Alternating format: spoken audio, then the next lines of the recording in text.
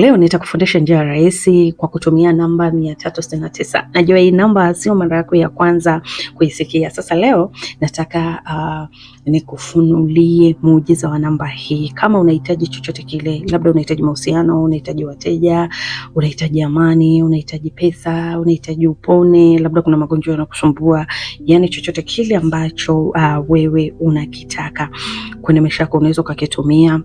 Unaweza ukatumia hii namba kufungua milango yako ya baraka. Kumbuka kila namba ina nguvu yake, kila namba ina nishati yake. Na kumbuka tuna namba 9 tu, yani 1 mpaka 9. Hatuna namba zingine. Hata uwe na namba gani utazijumulisha mpaka upate hizi namba kuanzia 1 mpaka 9. Kwa mfano sasa hivi 2026, wewe fanya tu hesabu 1 jumlisha 2026 jumlisha hizo namba zote moja, utapata jibu kwamba sasa hivi tuko namba gani. Utakumbuka kabisa tuko namba 1. Ukijumlisha hapo hesabu zake utapata kitu kama 10, jumlisha utapata 1. Kwa hiyo tuko mwaka wa kwanza, yani tuko mwaka wa kwanza kwenye zile namba system.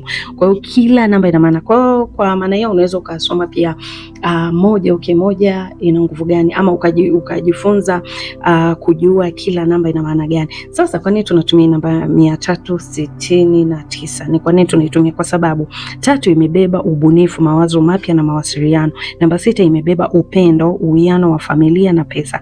Na namba 9 imebeba mafanikio, ukamilifu, kufungua milango ya baraka. Kwa hiyo unapounganisha hapa hizi namba, kumbuka zitakwenda kufungua pande zote, mashariki, magharibi, kaskazini, kusini, kulingana na matakwa yako.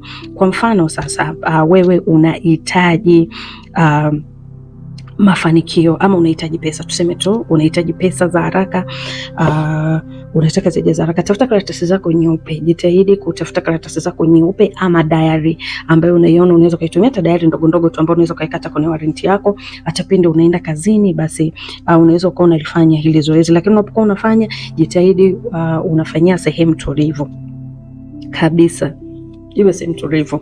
Kumbuka unavuta kitu ama unanuia kitu kile ambacho kiko ndani ya nafsi yako, unahisia nacho. Yani kuna hisia fulani inaweza inakuja, labda kufungua biashara, lakini akili yako tena inakuwa inakataa. Utafunguaje biashara? Una pesa, no.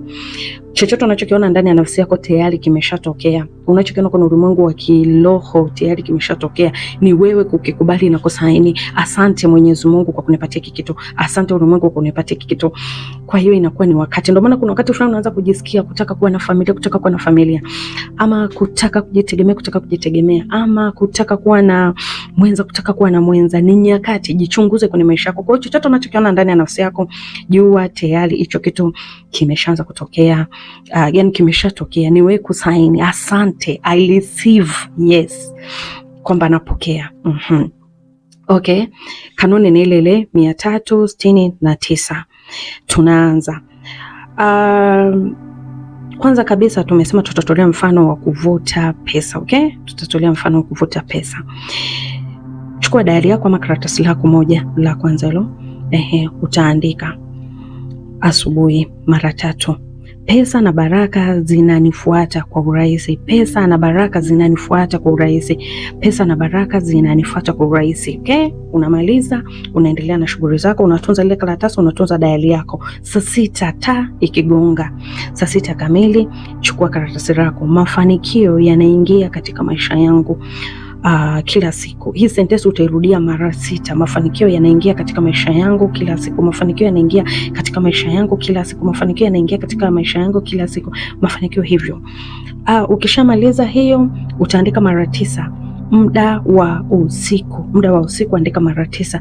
Ninaishi maisha ya neema, utajiri na furaha. Ninaishi maisha ya neema, utajiri na furaha. Ninaishi hivyo. Lakini sio lazima utumie maneno yangu. Unaweza kutumia maneno ambayo wewe unaona unajisikia nayo. Kwa hiyo kama nilivyosema, sentence ya kwanza ukitaka kutumia hizi affirmation zangu ambazo mimi napenda kutumia, ya kwanza kabisa utaandika mara 3 asubuhi. Sentence moja mara 3. Pesa na baraka zinanifuata kwa urahisi, mara 3 asubuhi. Mchana saa 6, hapo katikati saa 7 andika mafanikio yanaingia katika maisha yangu kila siku, mara 6.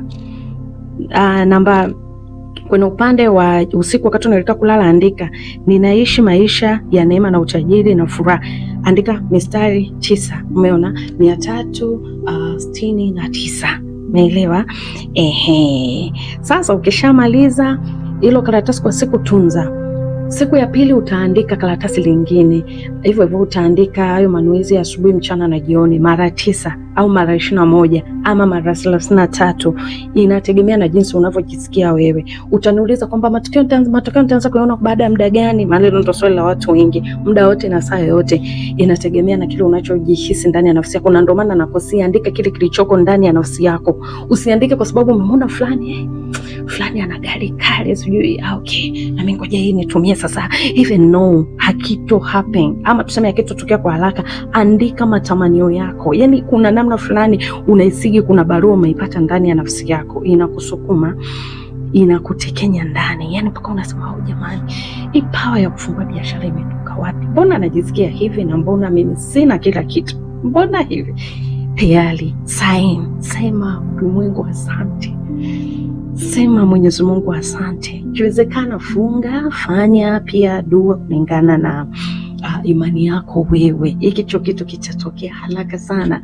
Hii kanuni inafanya kazi haraka sana. Yani inafanya kazi haraka sana kama tu utakitoa kile cha ndani ya nafsi yako bila kuwa na matamanio tu, wivu kwa watu wengine. Kuangalia ndani ya nafsi yako unataka nini. Je, niambie hapo chini ya komenti, ndani ya nafsi yako ni kitu gani kinakusema? Unasemeshwa kitu gani?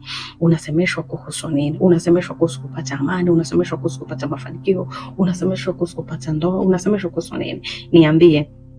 Nitakurekodia voice nikutumie. Unatakiwa matakwa yako uyaandike kwa design gani? Umeelewa? Haya, kuna wale watu wengine wanasema mimi kazi ninayoifanya inakuwa ni mtihani, siwezi kila wakati naenda naandika, kila wakati naenda naandika, itakuwa mtihani. Sasa wewe unaweza ukarekodi.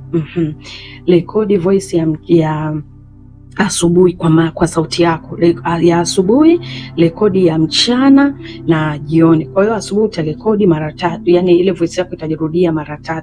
Kwa mfano, mimi fulani mzaliwa na fulani, nashukuru labda Mwenyezi Mungu, ama nashukuru ulimwengu, nina pesa nyingi sana. Nina pesa, ama nina mafanikio mengi sana. Nina hivyo, ama nina baraka nyingi sana. Pesa labda zinanifuata kila wakati. Nina mafanikio mengi sana, pesa zinanifuata hivyo kila wakati, ama hivyo. Uandike hivyo, rekodi hivyo mara 3. Alafu na voice nyingine rekodi ya mchana mara 6. Alafu na usiku rekodi. Kwa hiyo utakuwa unafanya hilo zoezi kila siku kwa muda siku 9 ama siku 33 ama siku 21. Unasikiliza ya asubuhi, ya mchana na ya jioni. Kwa hiyo utaona tu pia matokeo. Kwa hiyo kama utapata muda wa kuandika, andika. Nimesema tudali tuko tudogo sana, unaweza kuikata kwenye warrant, kwenye notebook, unaweza kukatumia hako. Kasemi yako tulivu hivyo. Andika hivyo, kuwa na utulivu. Na pia ni fanya wewe binafsi. So lazima uanze kuambia watu, sijui mimi natumia 300 sana. No. Fanya wewe. Mara nyingi vitu ukitaka vitokee, inatakiwa viishie kwako. Usimwambie mtu yoyote mwingine. Ni wewe na ulimwengu, ni wewe na Mwenyezi Mungu. Kaa kimya. Vitu vikitokea, acha watu waone kwamba umefanya kitu fulani. Unawaambia ndio, ongela, asante, I receive, uzidi kubarikiwa, asante. Acha kuongea vitu ambavyo bado havijatokea. Acha watu wajionee. Haina haja ya kuzungumza. Acha watu wajionee nini kimetokea kwenye maisha yako. Kwa hiyo mara nyingi sana vitu vingi huwa vinatokea kwa design hiyo. Kwa hiyo hakuna kitu kinakuja kwa bahati mbaya. Na hicho kitu kikiwa kinakuja sana na nafsi yako, ukikipuuzia, wakati umeisha, unaletewa barua nyingine. Kwa hiyo uzingatia sana barua ambazo ziko ndani ya nafsi yako. Watu wengi kuna namna fulani ya kujisahau. Hatukumbuki sana vile ambavyo ndani yetu tunaongozwa vipi, kwa sababu Mungu yuko ndani yetu, ama Roho Mtakatifu yuko ndani yetu, anakuwa anatuongoza hatua kwa hatua. Na utamsikilizaje kuwa mtulivu? Toka kwenye makelele, kasi mtulivu ukiwa na furaha. Huyu mara nyingi utamsikiliza akili yako ikiwa imetulia, ukiwa na furaha na amani. Na ndio maana unapokuwa na furaha na amani, mambo mazuri mengi sana yanatokea kwenye maisha yako. Lakini ukiwa na vitu mengi, unaweza kujikuta unafanya maamuzi ambayo hayaeleweki. Akili yako ikiwa imeshavurugika, huna utulivu wote, mara nyingi Roho Mtakatifu waga anakuwa mtulivu sana. Kwa hiyo unakuta unaweza ukajikuta umejiongoza, umefanya maamuzi ambayo hayaeleweki. Kwa hiyo jitahidi unapofanya ile zoezi uwe na utulivu. Kama utakuwa umevutiwa na ile darasa, tafadhali angalia chini ya hii video, kuna maneno yameandikwa subscribe, bonyeza. Kengele itakuja pia, bonyeza. Comment, share kwa watu wengine, tuandikie kwenye comment umejifunza nini, ama unaweza kutupa ushuhuda kama ulishaitumia njia, kwa sababu ni njia maarufu duniani kote.